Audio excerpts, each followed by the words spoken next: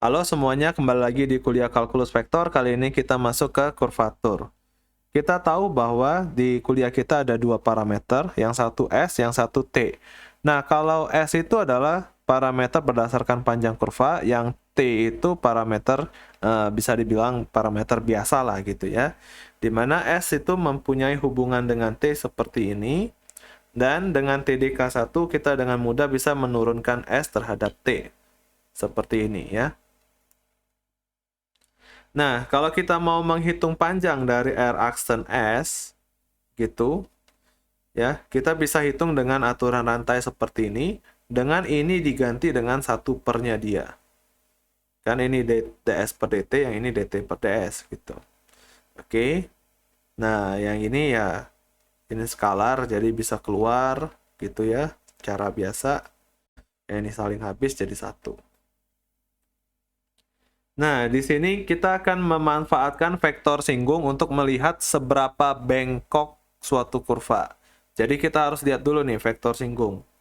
Vektor singgung itu bisa kita peroleh dengan R aksen, ya.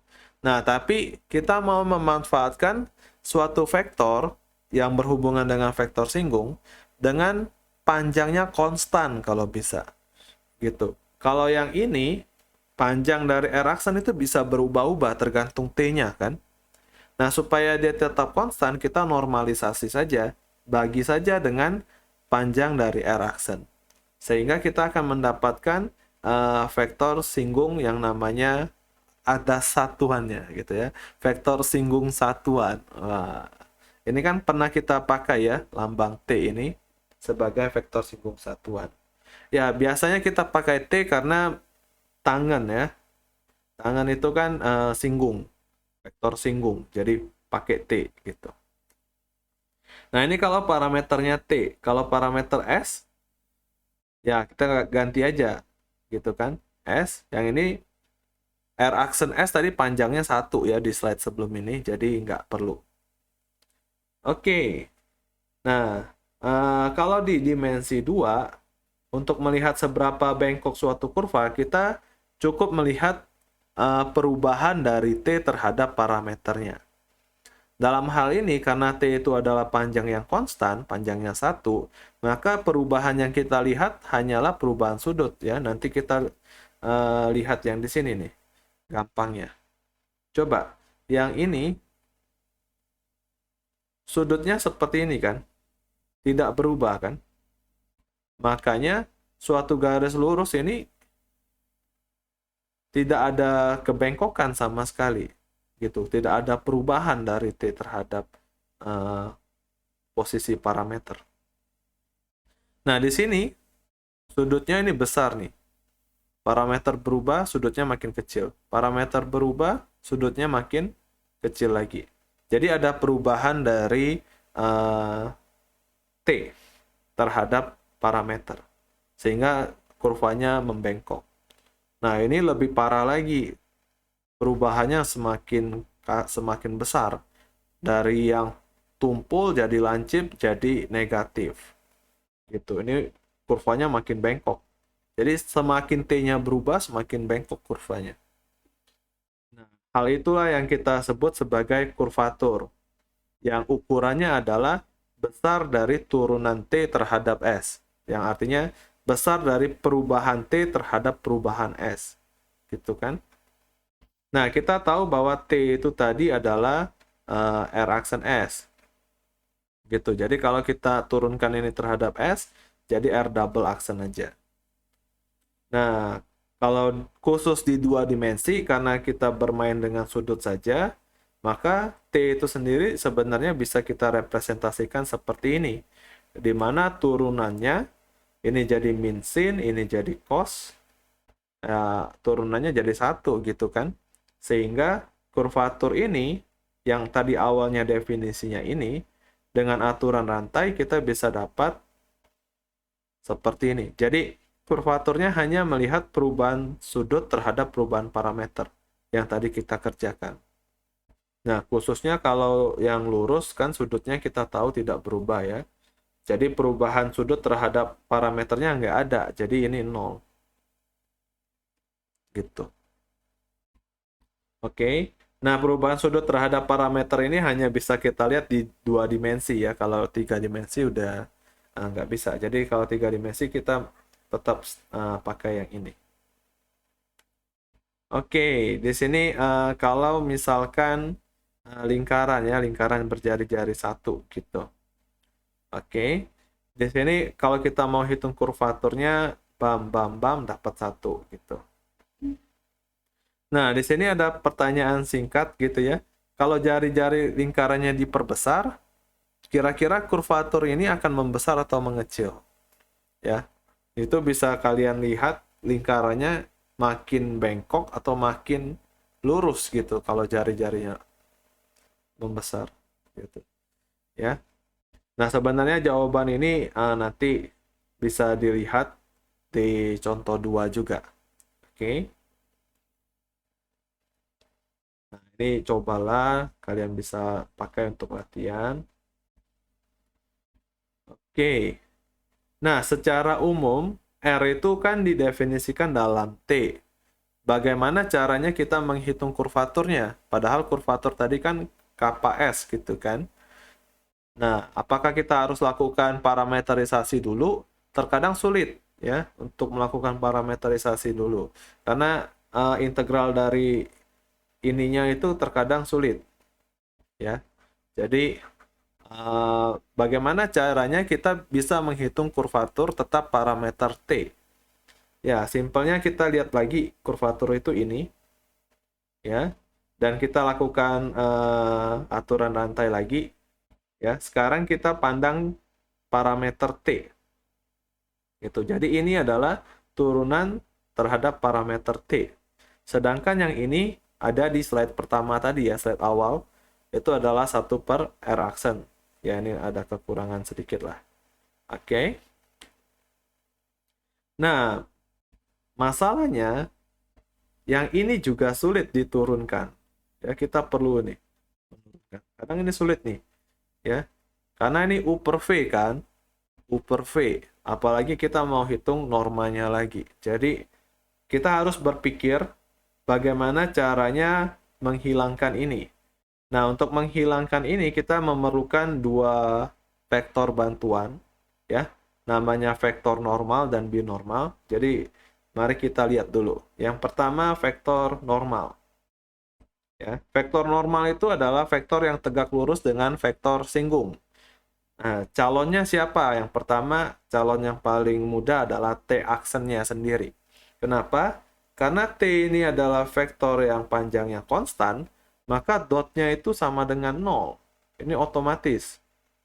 Kok bisa tapi ya? Sebenarnya diperolehnya dengan mudah pakai turunan aja. Karena panjang ini konstan, berarti ini turunan dari suatu nilai konstan itu pastilah 0. Ya kan? Tapi kita ingat panjang kuadrat itu adalah dot. Ya kan? T dot T. Sehingga kita bisa lakukan turunan U kali V mendapatkan ini. Sehingga kita dapat bahwa T dot T aksennya adalah 0. Artinya T aksen itu tegak lurus dengan ini. Ya. Nah, vektor normal itu adalah vektor yang tegak lurus dengan T. Jadi calonnya kita pilih ini. Nah, supaya dia tetap satuan, kita bagi dengan panjangnya. Oke, simple. Inilah vektor normalnya. Ini tangan, T tangan, N itu normal. Gitu. Lanjut. Kita sudah punya T, kita sudah punya N. Tapi kalau di dimensi 3 ini nggak cukup.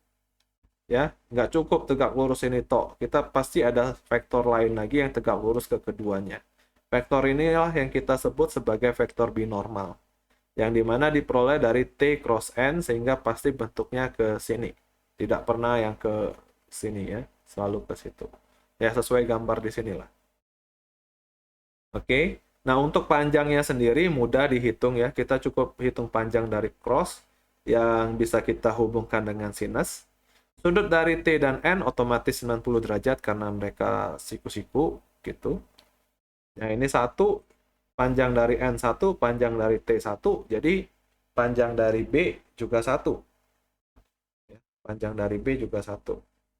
Oke, kita sudah punya vektor N, vektor B. Kita akan manfaatkan ini untuk menghilangkan yang ini tadi, yang susah ini tadi ya. Oke, sebentar. Kenapa pen saya nggak mau? Tiba-tiba nggak mau pennya. Oke, ya. Nah, oke, kita ingat dulu ya bahwa T tadi definisinya adalah normalisasi dari R aksen, ya kan? Ya, normalisasi dari R aksen.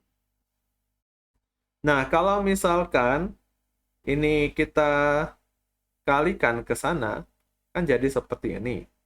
Kita coba turunkan nih terhadap T.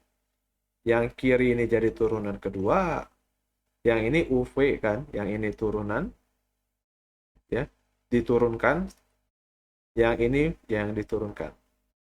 Nah, kita manfaatkan N itu adalah T aksen per norma T, kan? Jadilah seperti ini, ya. Yang ini diganti ke sana. Itu.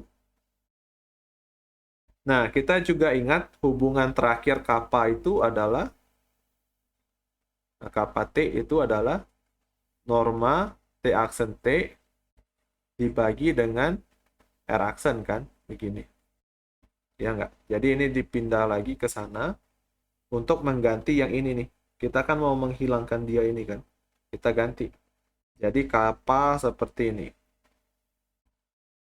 Nah, untuk menghilangkan N sama T ini, caranya adalah kita crosskan dengan R aksen ya, dari sebelah kiri. Ya, kita crosskan. Ya, ini sebenarnya pakai R aksen aja boleh gitu ya. Ingat bahwa R aksen cross T itu sama dengan 0 ya. Jadi kalau saya crosskan begini, berarti kan di sini norma R aksen turun R aksen cross T kan. R aksen cross T itu 0 karena mereka sejajar gitu ya. Jadi ini 0. Lalu sisanya kappa norma kuadrat R aksen cross N gitu kan. R aksen cross N ini kalau kita manfaatkan per norma lagi, ini jadi pangkat 3, ini kan jadi T nih. Ya kan? T cross N itu adalah B. Gitu. Sehingga kalau kita hitung panjangnya kiri dan kanan, gitu, B ini kan panjangnya 1, habis. Gitu kan? Nah, jadi kita peroleh kappa T itu seperti ini. Sudah tidak ada lagi tuh norma T aksen yang menyusahkan. Ya, jadi kita cuma cukup turunkan 2 kali cross gitu ya, udah beres. Nah ini tadi jawaban dari contoh 1 ini bisa dilihat di sini ya. Jadi kita bekerja di lingkaran lagi dengan jari-jari A. Sekarang kita coba hitung kurvaturnya. Pertama turunkan sekali, turunkan 2 kali, kita crosskan. Ups, bentar. Ini 2 dimensi. Bagaimana caranya kita cross 2 dimensi? Gampang, kita cukup tambahkan 0K saja. Gitu. Anggap dia bekerja di 3 dimensi. Kita crosskan, nanti dapat vektornya di K. Gitu kan? Selain ini, kita perlu panjangnya. Kemudian kita juga perlu panjang dari R aksen. Ya, jadi A kuadrat per A pangkat 3 nanti dapat seperti ini. Ingat A ini nanti peran dari jari-jari lingkaran kan? Nah, semakin besar jari-jarinya, semakin kecil kurvaturnya. Semakin kecil jari-jarinya, semakin besar kurvaturnya. Gitu ya. Dan ini juga sesuai tadi ya, kalau A-nya 1, kurvaturnya juga 1. Jadi sesuai. Oke. Nah, ini kebetulan kurvatur kita itu di kurva ini konstan gitu ya, selalu seperti ini. Terkadang di kurva yang lain kurvaturnya itu tidak sebagus lingkaran ya, berubah-ubah gitu.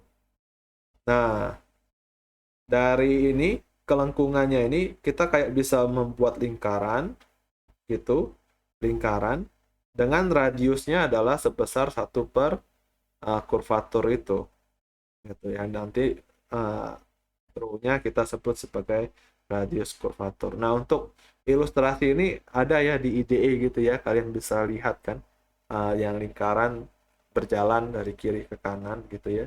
Nah, itu lingkaran-lingkaran dari kurvaturnya itu. Oke. Nah, ini ada beberapa latihan ya, saya ambil dari buku juga sih sebenarnya ini. Jadi, kalian bisa manfaatkan untuk mengerjakan, untuk latihan. Oke, sekian untuk kurvaturnya. Semoga bermanfaat. Bye-bye.